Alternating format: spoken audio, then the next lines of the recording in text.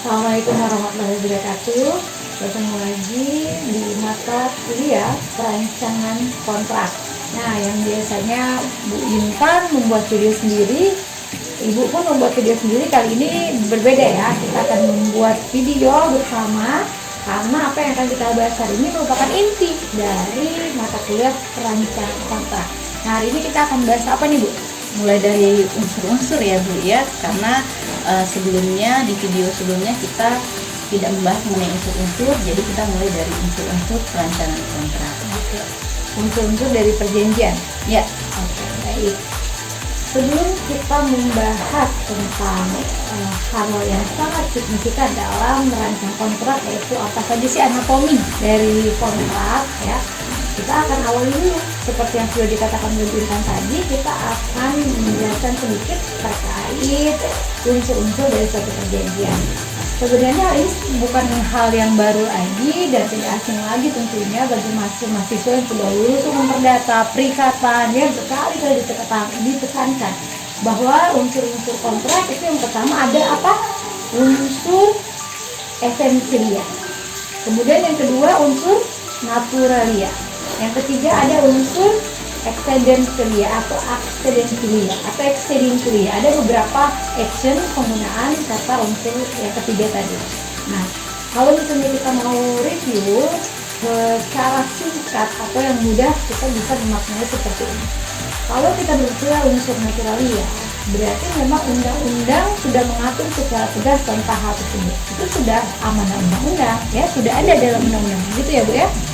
Jadi misalnya ketika kita mengatakan bahwa jumlah dari BPHTB misalnya ya, itu BPHTB berapa, PPH berapa, itu sudah ada ketentuannya di dalam undang-undang. Misalnya kita sudah berbicara perjanjian jual beli tanah ya, kita ada yang BPHTB jumlahnya berapa, PPH jumlahnya berapa, itu unsur naturalia. Memang undang-undang sudah mengatakan harus ada PPH, harus ada BPKHTB dan ketentuannya sudah diatur ya. Kemudian yang kedua ada unsur esensialia.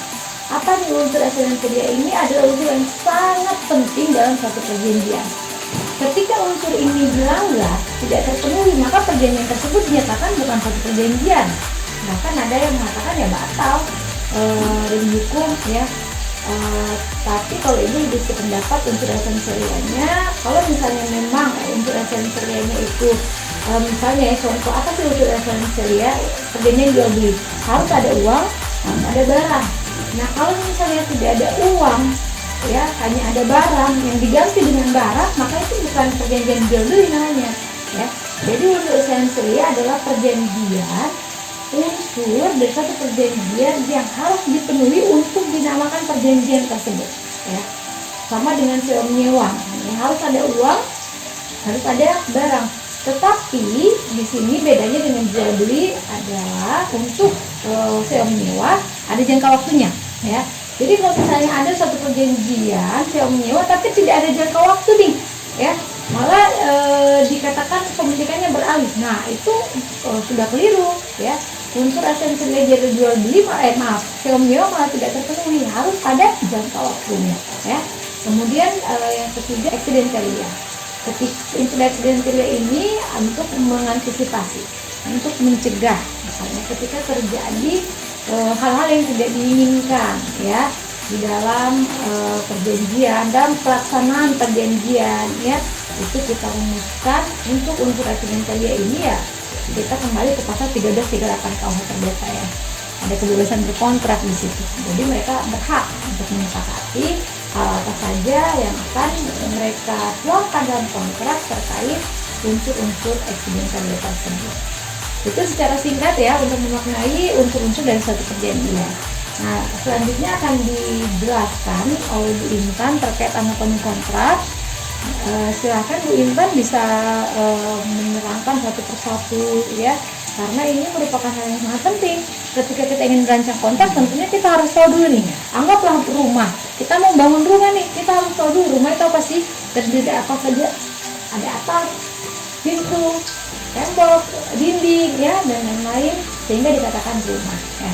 Baik, ini sangat seru tentunya ya. Silakan Bu Intan kita lanjutkan. Terima kasih Bu Wardani. Seperti apa yang tadi Bu Wardani bicarakan, bahwa dalam merancang suatu kontrak atau perjanjian kita harus tahu anatominya. Nah, kita ibaratkan tadi rumah, kita harus tahu bagaimana kerangka dari bangunan rumah tersebut ya. Nah, begitu juga dengan perancangan perjanjian atau kontrak di sini, di mana di sini anatomi dari perjanjian itu yang pertama adalah bagian pendahuluan. Nah, pada bagian pendahuluan ini biasanya buat dari ada kalimat pembuka atau kata pembuka. Nah, misalnya pada hari ini, tanggal, itu merupakan bagian dari pendahuluan. Lalu setelah itu ada identitas para pihak. Nah, identitas para pihak ini adalah para pihak yang sudah dewasa ya, bagaimana dalam syarat-syarat sah perjanjian ya, ini adanya cakap ya. Nah, jadi kita harus melihat pada identitas para pihak ini cakap atau tidaknya para pihak untuk membuat suatu perjanjian atau kontrak. Nah, jadi kita harus melihat dari ketentuan umumnya, ketentuan perbuatan hukumnya. Kalau misalnya dalam Undang-Undang Jabatan Notaris misalnya itu adalah cakapnya 18 tahun, tapi mungkin akan berbeda pada Undang-Undang Perkawinan dan undang-undang lainnya. Jadi tergantung ke perbuatan hukum apa yang akan dilakukan, kita mengikuti dasar hukum kecakapan dari perbuatan hukum tersebut. Ya Bu ya? Benar. Selain itu cakap di sini bukan hanya diartikan usia, tapi misalnya suatu perusahaan siapa yang mewakili, kita harus lihat pada akta pendiriannya dan kita melihat pada undang-undang PT-nya. Misalnya dalam hal ini kita bisa temukan dalam undang-undang PT itu direktur. Nah, jadi harus tepat siapa yang mewakili dari badan hukum tersebut. Nah, jadi cakap di sini tidak hanya diartikan usia saja, tapi juga percakapan untuk mewakili dari siapa yang diwakili oleh yang akan perjanjian yang akan dibuat ini. Kalau misalnya perusahaan, maka adanya direktur. Lalu misalnya anak di bawah umur ya, anak di bawah umur di sini bukan berarti dia tidak bisa buat dan membuat suatu perjanjian, bisa, namun dia harus ada walinya ya. Nah, jadi itulah identitas atau yang lebih disebut dengan komparisi dalam perjanjian atau kontrak. Nah, lalu juga yang ketiga ya, setelah adanya kata pembuka lalu adanya komparisi, biasanya ada alasan mengapa para pihak membuat perjanjian tersebut. Jadi itu lebih dikenal sebagai premis, latar belakang dari kenapa para pihak membuat suatu perjanjian. Nah, jadi jangan lupa untuk menyebutkan premis itu dalam suatu perjanjian, karena apa? Bisa saja nanti pihak itu, salah satu pihak menyangkal bahwa dia tidak berniat untuk membuat perjanjian itu. Makanya sering kita sebut bahwa dalam perjanjian jual beli, pihak pertama hendak menjual kepada pihak kedua dan pihak kedua hendak membeli kepada pihak kedua. Jadi jangan sampai kita hanya menyebutkan pihak pertama hendak menjual. Ini yang paling sering terjadi ya. Iya. Pihak pertama hendak menjual, tapi lupa bahwa pihak pembeli juga hendak membeli ya, bersedia untuk membeli, akan membeli. Nah, ini ada kasusnya bahkan sampai putusan ya, hanya karena kata tidak dibubuhinya kata pihak pembeli bersedia membeli. Nah, jadi ini dijadikan perhatian ya, betul sekali Bu. Jadi walaupun sepele ya itu harus dilaksanakan.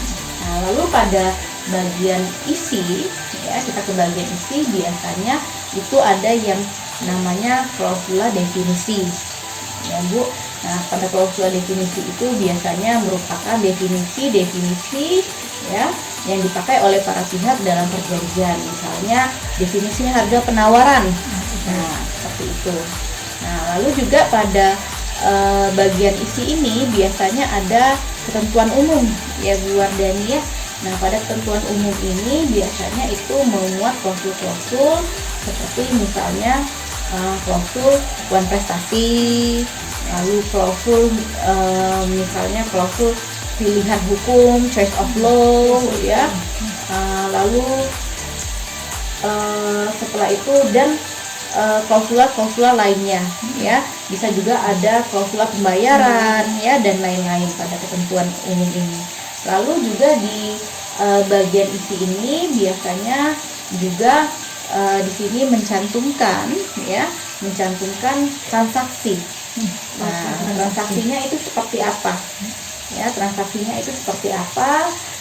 Biasanya tidak hanya satu pasal saja, tapi beberapa pasal kalau transaksinya itu dilakukan beberapa transaksi pada perjanjian tersebut.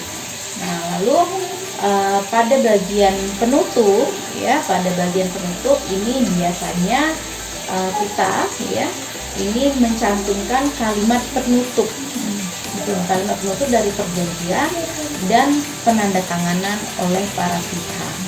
Nah, jadi sebenarnya sangat simpel sekali mengenai anatomi dari kontrak ini. Namun ini yang perlu ada di dalam suatu perjanjian dan biasanya ada lampiran. Nah, kalau lampiran itu wajib atau tidak itu tergantung ada atau tidaknya lampiran tersebut. Nah, mungkin Bu Wardani ada yang mau ditambahkan? Ya, baik, menarik tadi sudah disampaikan oleh Bu Intan ya, tadi secara umum anatomi dari sebuah kontrak. Yang paling perlu diperhatikan adalah jangan sampai copy paste nih. Iya. Kan tadi ini hal yang simpel memang karena anatomi itu ya sudah ada. Kita sudah banyak bisa melihat contoh-contoh ya. Dari internet bisa mengcopy paste, sudah ada contoh-contohnya copy paste. Jangan. Kenapa? Karena setiap perjanjian itu memiliki kronologis yang berbeda-beda. Boleh jadi sama perjanjian jual beli misalnya ya, yang menyewa, ya franchise dan lain, tapi kronologisnya itu berbeda, keinginan para pihaknya juga berbeda, klausul-klausul dan keinginan itu berbeda, karena kita ingat 1338 para pihak itu memiliki kebebasan untuk melakukan merancang kontraknya masing-masing ya. Kemudian tadi satu, sebelum di bagian pendahuluan nanti Anda akan lihat judul ya, judul dari kontrak. Nah, judul itu juga sangat penting. Kenapa sangat penting judul itu? Judul yang baik itu mencerminkan isinya. Jadi ketika kita membaca kontrak, kita tidak perlu melihat sampai kontrak itu selesai klausul-klausulnya. Dengan membaca judul itu sudah bisa kita ketahui, oh para pihak ini akan melakukan perbuatan hukum ini, objeknya itu ini. Ya, contohnya misalnya jual beli mobil, sebutkan perjanjian jual beli mobil apa nih? Mobil Avanza misalnya kan. Nah, jadi kan kenapa harus jelas? Pertama, judul yang baik harus bisa mewakili isinya. Yang kedua juga mempermudah administrasi ya. Misalnya Anda mau melakukan pencarian nih, Anda tidak memberikan judul yang spesifik, jual beli misalnya. Sehari di administrasi jual itu banyak sekali, sehingga itu juga memudahkan dari segi administrasi ini ya.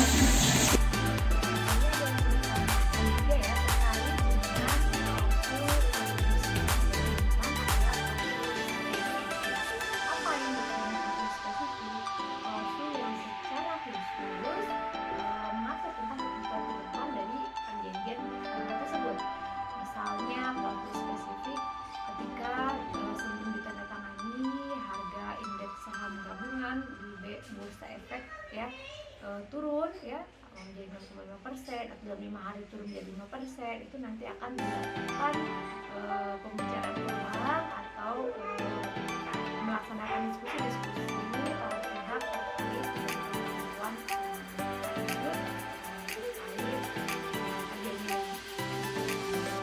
itu.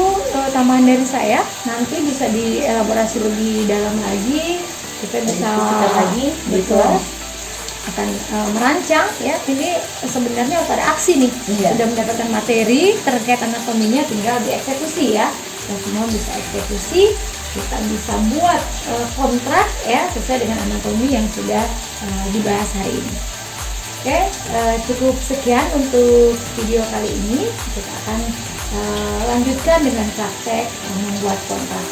Terima kasih. Assalamualaikum warahmatullahi wabarakatuh.